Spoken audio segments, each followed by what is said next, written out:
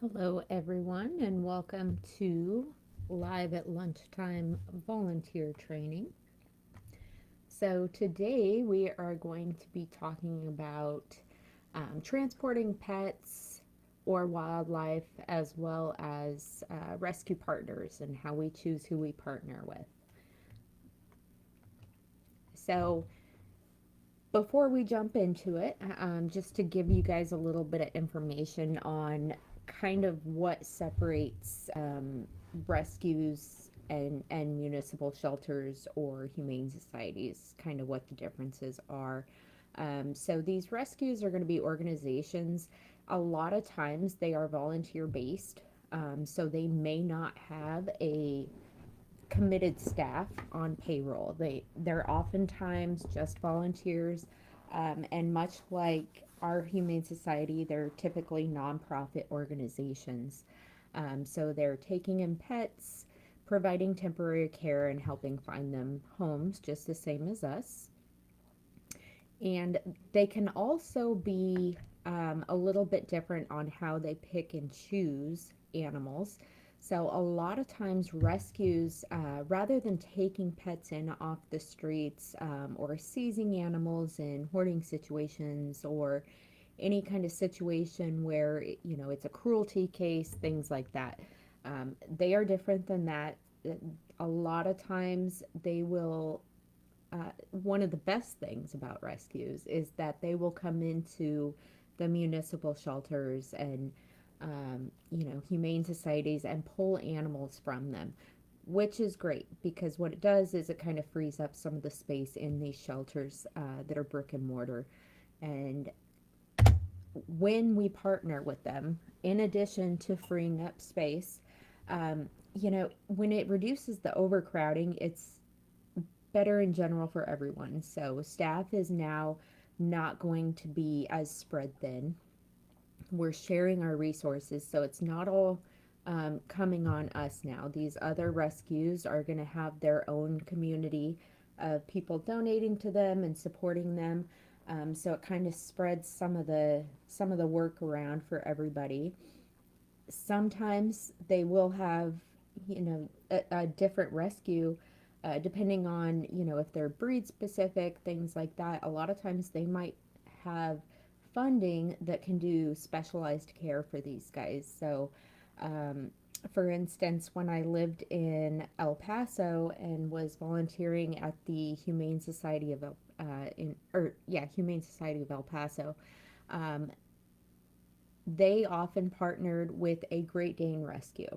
The special thing about the Great Dane rescue was yes, they only took Great Danes. However, because they were so familiar with the breed and knowledgeable about certain things that are common with Great Dane breed, such as hip dysplasia and shorter lifespan, things like that, they were able to provide that extra care to them that would have been different with other breeds based on certain health ailments and things like that, behavior issues and stuff that might be different from breed to breed. So that's one cool thing about rescues is when they can become super focused on a breed.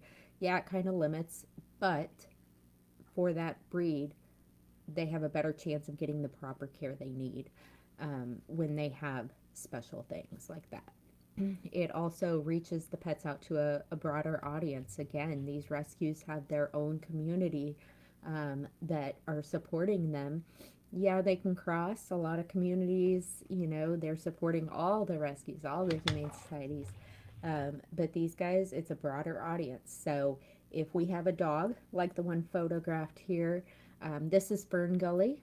You have probably seen him recently. He just got transferred out to a different rescue. But what that did for him is, as he was sitting in our facility with no interest for whatever reason, okay, now he's going to a different area and he's going to be seen by even more people. So his chance of getting into a home has now increased because now he's new to a new audience. And hopefully his perfect adopter hopefully has already found him, but if not, hopefully it's soon. guess I should go back to the last one. So reducing euthanasia and saving more lives. Again, we're freeing up space. So now we're not having those dogs in our care for extremely long periods of time where we kind of feel like we're backed into a corner and we don't know what other options we have. Um, with rescues, as I've kind of gone over in previous trainings, um, I just want to reiterate and really make sure everyone understands that different names of different organizations, rescue, shelter, humane society, it does not matter what kind of an institution it is, nothing is no kill. Okay? And what I mean by that is just because a rescue takes pets in, that does not mean that every pet will come out. And that kind of goes into one of our biggest issues at our shelter with taking in all the stray pets. Um, Pets get sick, just like humans. If they're older, they can pass away. Okay, so again, it's not always a live outcome, and it's unrealistic to think there will always be a live outcome. But this does help tremendously with moving pets around, freeing up space, and giving them more opportunity to be seen. So, different types of rescues that are going to be out there. You're going to have your foster based rescues. These are rescues that don't have an actual building. A lot of times, they are going to have a community of fosters in their system. And when one of their foster members has an opening in their home, they can now pull some animals, get things lined up to where they're pulling out of our shelter, but that pet, once they are picked up by the rescue, will go directly into a home. So if our fosters are completely full, we've exhausted all our resources, in another area, whether it's Austin, Kyle, San Marcos, whatever area, more fosters are in those areas. It's easier for them to foster locally than rather than having to drive, 30 minutes to an hour anytime they need to be checked within the facility. So, other animal shelters um, can be a good source of rescue for us. Just recently, last week actually, I believe it was, we partnered with San Marcos Animal Shelter, and what we did was, they had a lot of openings for cats, but they were very full on dogs.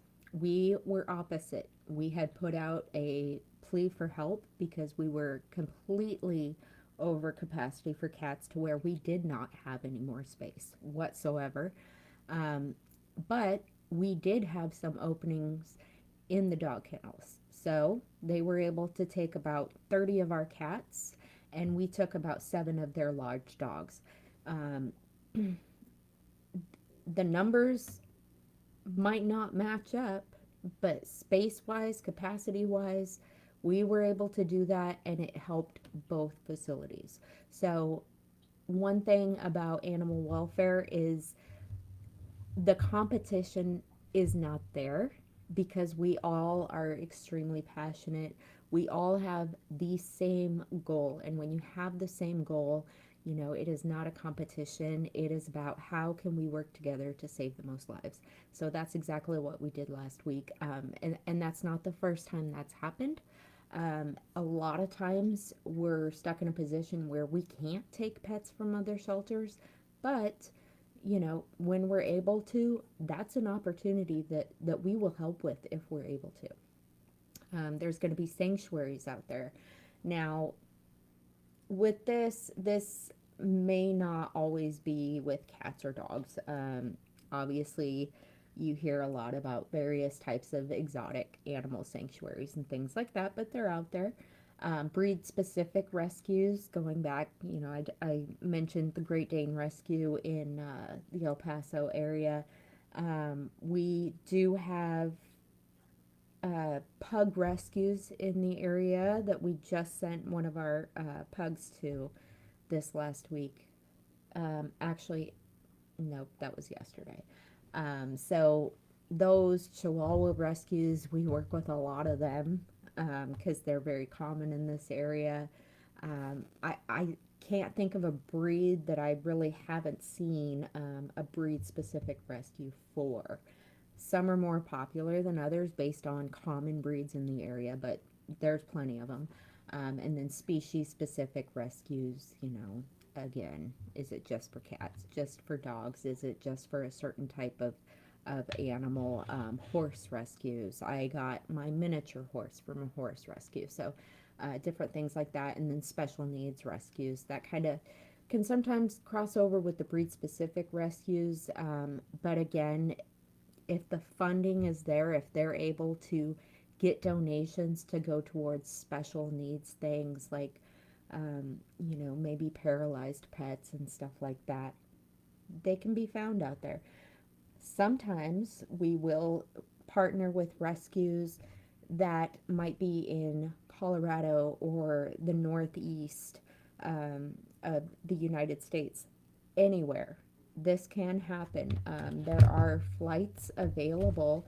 I can't remember which rescue it was, but they had a pilot that would volunteer his time, his plane, to transfer pets around various areas. Also, there are similar vans like the one in the picture there. They will, come down, get pets, take them up to some of the northern states where they don't have such a high stray pet population. So when we partner with rescues, um, we're going to have individuals who are identifying as a rescue who come in and try to obtain pets from us. Now, when we partner with a rescue, there are a lot of things we're looking for. Not because we don't want to send pets with anybody, but because there are definitely some red flags. Not everyone has good intentions, okay? And that's most important to remember. Same with when people are denied adoption from us. Yeah, a lot of times it's because they're at their limit. They have four pets in the home in city limits, things like that. No big deal. Um, these are more of things where we know that their intentions may not be good. So a lack of transparency is a red flag. If they, can't share information about the amount of pets they take in, how many pets go out, where the pets go, things like that, that's a little bit of a red flag. And when I mention these red flags, this can be good knowledge for you guys as well if you're looking at adopting a pet from a rescue. Take this stuff into consideration. So, financial issues. If they cannot afford things, they can't afford proper vet care, if they can't afford food and they're not able to obtain donations for whatever reason, if they're not doing well financially, that's a red flag because now we have to worry about if they go under, where are the pets going to go? What's going to happen to the pets? So financially, they need to be in an okay place. If they are adopting out pets um, and have a no return policy, a little bit of a red flag because in rescue is the key word there. You should always be able to provide support for pets in the event that someone is no longer able to keep them. Pets living in poor conditions. Now, I'm going to say if you come to the shelter before 12 p.m., you're going to see that there is feces in the kennels. If you come in at 8 a.m., when staff comes in, you're especially going to see this. Yeah, it's messy. These animals, especially when they've been in the kennels overnight while we're closed, they're going to go to the bathroom. If they got to go, they're going to go. Unless they're really well potty trained. And, it hasn't been too long since they went last. Uh, Things can get messy. We're going to have dogs that chew up their toys and they're stuffing everywhere. So different things like that. So when I say poor conditions, I'm saying, you know, these animals are living in filth that is never getting cleaned up. They might be living in small crates, all of them stacked up on each other. There's no separation between pets to keep them from passing germs from one another. Literal filth that is not being tended to um, daily. It needs to be done daily. These pets need care every single day. Um, Granted, if it's a shelter that is just swamped, over capacity, limited on staff, it is sometimes hard to tend to a kennel 4 or 5 times a day when you've got hundreds of kennels. So you have to be a little lenient on some things. You know, don't go in there, oh, there's poop in a kennel. What kind of place is this? But when you see a truly poor condition, you're going to know it. Let's put it that way. Lack of vet care. Every pet, whether it's rescue or shelter, they should be getting proper vet care, whether that is vaccines, preventatives for things like fleas and ticks, dewormer, stuff like that. They should be getting vet care, especially if you go in or if this facility, you know, has pets available that you're looking at, if they are sick and not undergoing treatment for it, if they've got, you know, mange, ringworm, things like that that are not getting treated, that's a huge concern. Downplaying the health or behavior of pets in distress. So when their pets are behaving badly, saying, oh, no, he's just like that, you know, right now. Or if the health, you know, if you're seeing that a dog has horrible diarrhea and they're just saying, oh, no, it's just because he had too many treats today, things like this, but these are ongoing, consistent things, red flag. Urgency to obtain pets. I kind of threw this one in just because going back to people who have not so great intentions, we have seen, and I would imagine this is an issue in the entire South, especially. Urgency to obtain pit bulls is a big one. If someone is adamant about collecting pit bulls, red flag. Unless it is a pit bull rescue that is not having any of these other red flags, it could be a red flag due to dog fighting, which is a serious issue in these southern states. Also, one thing we've kind of seen that's odd is when people come in wanting purebred dogs or purebred looking dogs and they do not want them spayed or neutered, red flag, probably a breeder. Not screening adoption applicants, big red flag. Again, it goes back to people not having great intentions all the time. If you're not screening applicants and you're sending pets out with people who are over city limits in regards to pets, or people who could potentially have several citations from animal control for cruelty, neglect, abandonment. If you're not screening adoption applicants to find out what pets they've had in the past and whether or not they still have them. If you're adopting out a cat to someone who has had 30 cats in the past and they don't have any at this time, supposedly, where the heck are all those cats? Especially if it's been in the last, you know, 5 years. Where are they at? And then unresponsive to communications. Rescues, yeah, they might be short on, you know, volunteers or staff if they do have a staff on board. Um, but simply ignoring, especially when you have a question regarding pet health, pet behavior, policies, things like that. They should be able to provide that information to you without ghosting you. Okay, so these are a few of the things we look for, and we do have rescues fill out an application just so we can kind of make sure they are a legit rescue. They're doing things right. We do not want to give over pets to someone and find out that maybe they're a pet hoarder and they have, you know, 50 dogs chained up in the field behind their house and they're acting as a rescue, things like that. So we got to be careful with it. So when it comes to volunteers helping with this, because obviously this is going to involve you guys too, we have several things that we need help with. The primary one is being a cuddle shuttle. So that is the lovely name that we have given that job. And that could be taking pets from our facility to the vet. It could be taking them to another animal shelter in the area. Oftentimes we'll get, a dog that comes in and they were adopted out of San Antonio Animal Shelter, Animal Defense League in San Antonio, places like that. Well, we want to, if they are not reclaimed in New Braunfels, we want to go ahead and get them back to that other facility, just because if they were adopted from that other area, there could be a chance that the owner is still in that area and maybe they would look there if they lost their pet.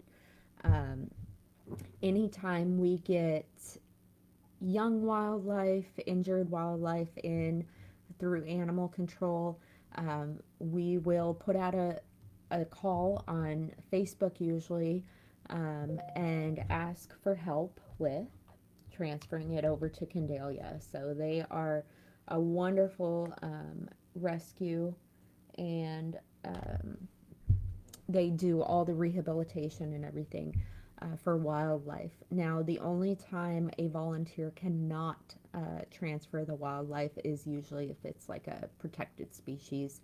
Um, can't remember what we had recently. Maybe it was, I don't think it was an eagle, but whatever it was, we did have to make sure that the volunteer who transferred it was licensed. They had a certification for transporting these protected animals. So, other than that, if it's a baby deer, possums, I don't know, we can have you guys go ahead and do that for us if you're available. And then, well, I guess we talked about going to other facilities. Sometimes we have some volunteers that have even taken pets from our shelter to other cities, such as Houston or Dallas. So if you're really wanting a road trip, sign up to be a cuddle shuttle, and next time there's one that needs to venture out further, we can definitely let you know. So here's some of the wildlife stuff. So this is the Wildlife Rescue and Rehabilitation in Candalia. These are some of the little critters that have come in. Um, all of these except for the small little owl on the right and whatever that cute little birdie is on top. Those two are not my photos, but I have had the pleasure of seeing all these other little baby raccoons and baby deer, of course, baby owls. I love them. Um, and I couldn't find some of my other photos, but we've had ring-tailed cats. We've had, obviously, baby possums quite frequently, things like that. So you get some pretty cool opportunities to see these guys when you get to transfer them.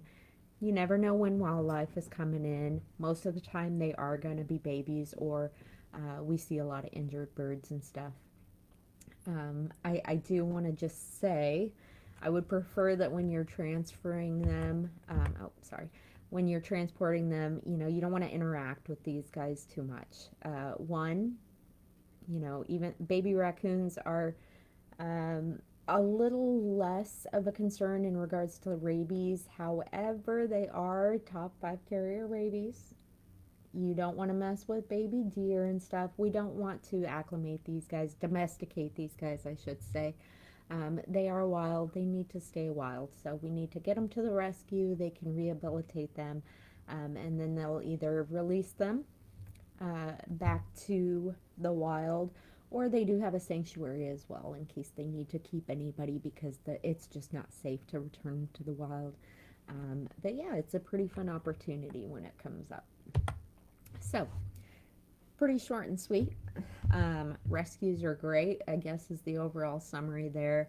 We're all helping each other out, and it really is huge in making sure that we can save the most lives possible. So if you guys are ever interested in, just having your file flagged as a cuddle shuttle, then we can go ahead and do that for you. You just reach out, let me know. That way, when things like this do come up, we will be able to send out an email, and gauge who can take them, who can't.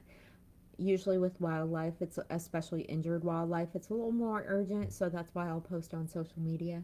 Um, but again, we can always use more people that are down to transport. We do have a few volunteers that is their favorite thing, and that's the only way that they're contributing, but it is a huge contribution, with some of the places they're willing to go and take these pets. So if you guys have any questions, you can reach out to me at any time. Email is best. That way I can kind of get to everybody in a timely manner. And thank you guys for popping on here.